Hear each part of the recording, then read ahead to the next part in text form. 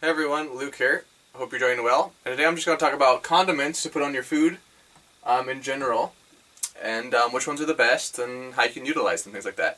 Now by condiments, I'm going to talk about condiments I mean, I'm talking about like mustard and like herbs and sea salt and things like that. By condiments, I don't know if that's the exact definition, but I'm just talking about things you add to your food, okay?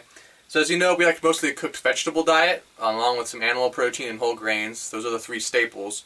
There are other things like beans and stuff like that you can eat, but those are the staples. And eating all these cooked vegetables and things like that, it's important that we sometimes make our food tasty. Okay, it's important that we try to make our food as tasty as possible. Okay, obviously the diet can get kind of bland, and I just want to talk about which spices and things like that are the most helpful and which ones we like the most. So, numero uno, our favorite one is sea salt. Okay, that's probably the single best one that you can add to your food. Okay, sea salt. Good brand. Our favorite brand is probably real salt. There's lots of fine brands out there. Now, as you can imagine, we like sea salt so much because it helps remineralize the body. Okay. We're trying to do anything we can to help remineralize the body because all the bodies are so mineral deficient. Kelp remineralizes the body, the cooked vegetables help remineralize the body. Everything on the program helps remineralize the body.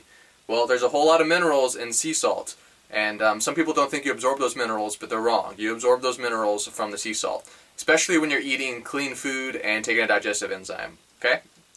So that's important to realize, okay, is that sea salt is probably the single most important. And you can be pretty liberal with it, in my experience. Okay, I use it. I encourage people to use it, and I use it myself on every meal. Okay, and you can be pretty liberal with it. If you have high blood pressure, I find that it doesn't really raise the high blood pressure at all because it's balanced with magnesium and stuff like that, which help lower the blood pressure. Okay, blood pressure is very complex, and it's not as black and white as you're eating too much salt. Okay. And most people that have high blood pressure are eating too much refined salt, table salt, okay? Table salt is a junk food and should never be consumed. It has aluminum in it. It has no minerals in it. All the minerals have been stripped away. We're talking about sea salt, okay?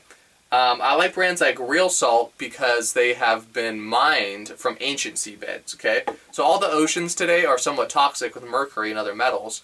And so if you get something like Celtic sea salt and other brands that are mined from today's oceans, they're going to have a little more toxic metals in them. Okay, those are still good products, right? Celtic sea salt and those other sea salts from today's oceans are better than nothing, and they're not something you need to like really completely avoid. But things like Real Salt are going to be a little bit better. Okay, another good brand that I used to buy off of Amazon was the Spice Lab, and that was Hawaiian bamboo jade sea salt. That's also a good one. I really like the taste of that one even more than the Real Salt, actually. That was a great taste, great flavor. Okay, so sea salt's the most important. Other good ones are herbs and spices. Okay. Now you can use herbs and spices on all your food. There's no real herbs you should specifically avoid.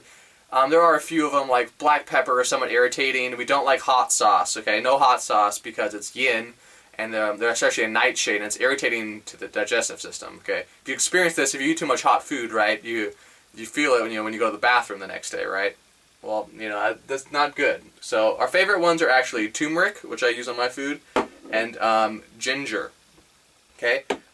So we like ginger and turmeric are my two favorites for people, okay? Both of these are pretty young, and they tend to have, especially ginger. Ginger is a very young herb, and it doesn't have a drying, condensing effect on the body. Okay, it also has some zinc in it and things like that. Turmeric also causes mental development and is a pretty young herb as well.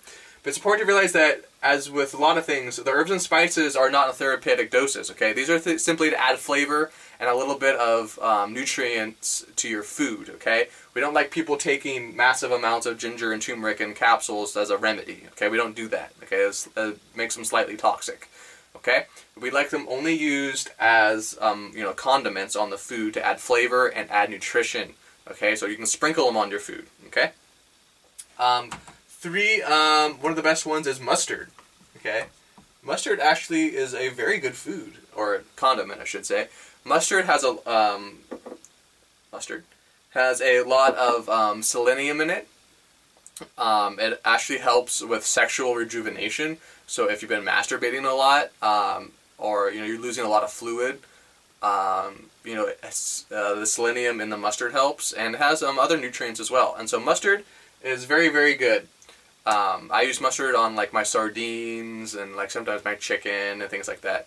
Really good thing you do is you bake vegetables in a mustard cream sauce. That's very good, like Brussels sprouts and mustard cream sauce. Very, very tasty. My favorite brand is Sierra Nevada. I like the stone ground type mustards, but you can get the normal, French brand, normal yellow mustard. That's fine too, but it's really better if you get like organic mustards. Obviously better. But like get the stone ground, like high quality mustards. They're only a little bit more expensive, and they're probably worth it, right? And so those are probably the most important. They're the sea salt, ginger, turmeric. You can use other spices like dill and parsley, but they're not as good as these two. But it's fine if you use those other ones in moderation, just to add flavor to the food. And then mustard, okay? There are lots of other condiments you can do. You can make like cream sauces. Like I said, like the mustard cream sauce. You can do things like that. And a lot of them you need to avoid, okay? So you need to avoid ketchup. That's made out of tomatoes, which are a nightshade. You need to avoid hot sauce, things like that. You need to avoid herbs and spices in therapeutic doses, like I talked about. And I would avoid black pepper too, as well as the other peppers and things like that. But in general, these are the most important. Sea salt's probably the most important, just because you're really helping remineralize the body. Okay, and if you're concerned about your high blood pressure, I understand, but if you're on a nutritional balancing program, sea salt should be fine, especially because you were supplementing all that calcium, magnesium to help lower your blood pressure. We're detoxifying the arteries to help get rid of heavy metals, which contribute to the high blood pressure. And the sea salt itself is a balanced product where the sodium is balanced by other minerals. Okay, so and also avoid refined sea salt. Okay, we want to avoid that. So that's not as good. Okay, so those are some herbs and spices that I use in my everyday life. You can try them out. They're all good on the program. Like I said, you can add other herbs and spices. Let me know if you have any questions down below. Don't forget to like the video and subscribe, and I'll talk to you guys later.